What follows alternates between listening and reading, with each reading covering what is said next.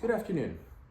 My name is Jake Tito, and today what I would like to talk about is the connection between the evangelical movement and the American Revolution. Now, the evangelical movement has its roots in the First American Great Awakening. Dates around 1740s, 1750s. One of the big tie-ins is the preaching of George Whitfield.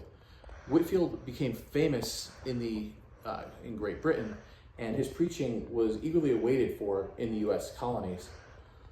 When he finally did make it to the U.S., he was popular both in the North and the South, though definitely there seemed to be a little bit more enthusiasm in the New England and Pennsylvania area versus some of the southern areas, where it took a little bit longer for his message to be received.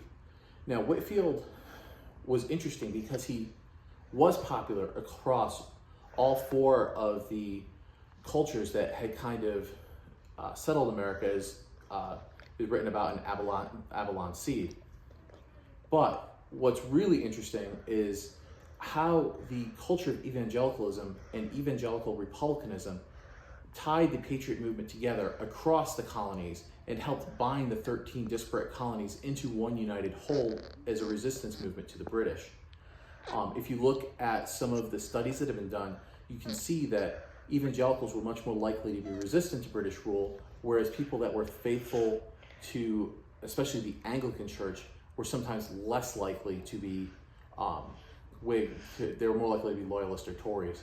So what I find really interesting is how the evangelical movement and evangelical republicanism gave a religious backing to the followers and the adherents to the American Revolutionary cause.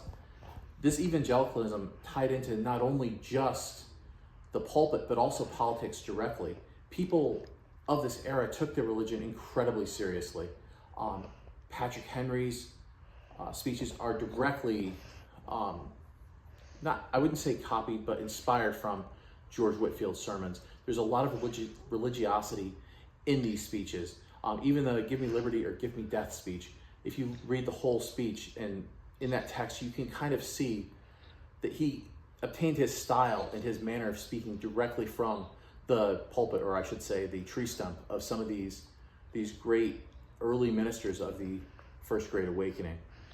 Now, modern historians many times will discount the effect that evangelicals had on the American Revolution, and I think this is a mistake, because the modern history that wants to just look at the military campaigns or look at different classes of people and ignore the ability of religion, especially at that time, to cut across all levels of society and cut across the society from New England all the way down to South Carolina and Georgia, and its ability to tie those disparate people together cannot be overstated. Thank you for taking your time to watch this video, and I look forward to making some more.